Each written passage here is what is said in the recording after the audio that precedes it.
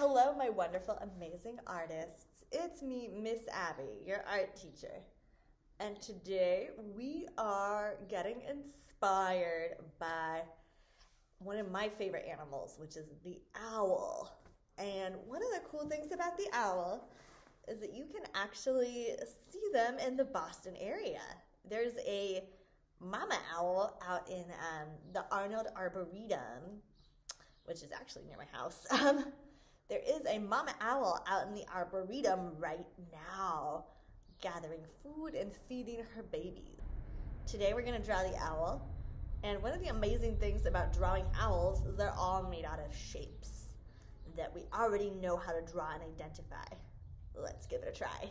Did you know that Harriet Tubman, who many of us have heard about because she helped slaves in the southern United States escape and become free, was also an expert in nature. She used the hoo-hoo owl call as a secret signal as she was helping her community members get free and travel through the wilderness without maps and just relying on the stars in the woods for many, many miles. She knew all about plants, all about nature, all about birds like the owl. Isn't that amazing? Does anyone know what type of animal an owl is? Are they a mammal, like a bear?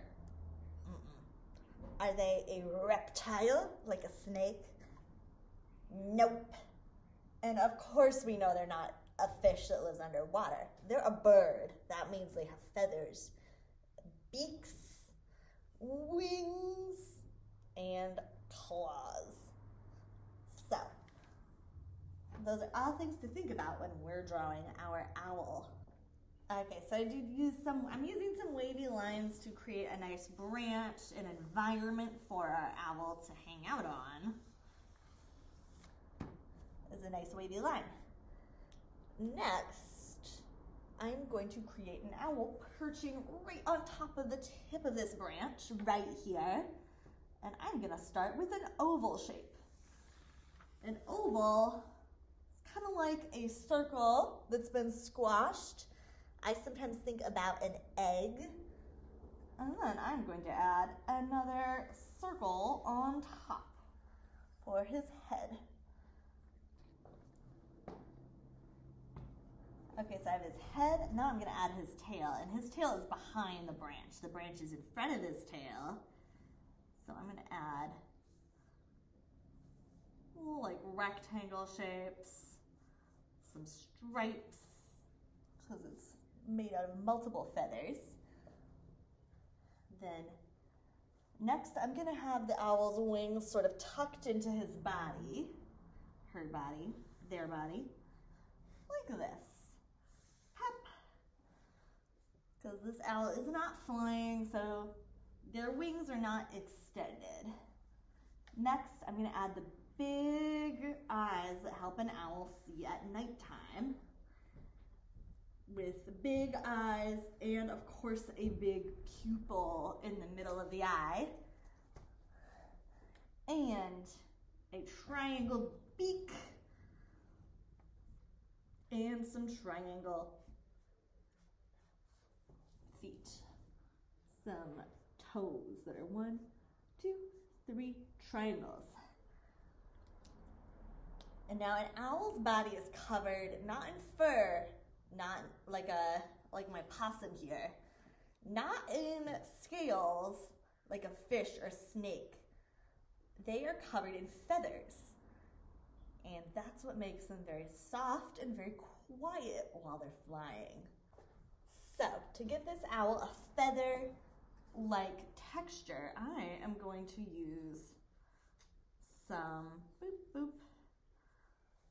some lines that are kind of like letter U's lined up next to each other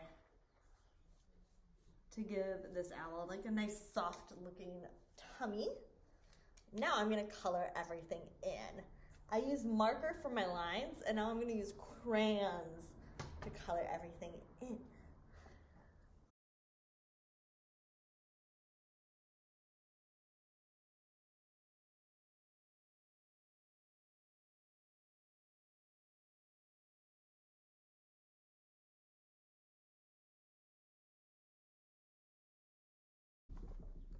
ta-da, here's my owl. And I looked at my crayon box and realized I had a lot of different shades of brown and decided to use all of them. And I'm excited I did that because I learned that there's lots of different shades of brown. There's light, dark, reddish, more blackish brown. And I was really excited to try that out. I'm really happy. This project inspired me to use my brown crayons today.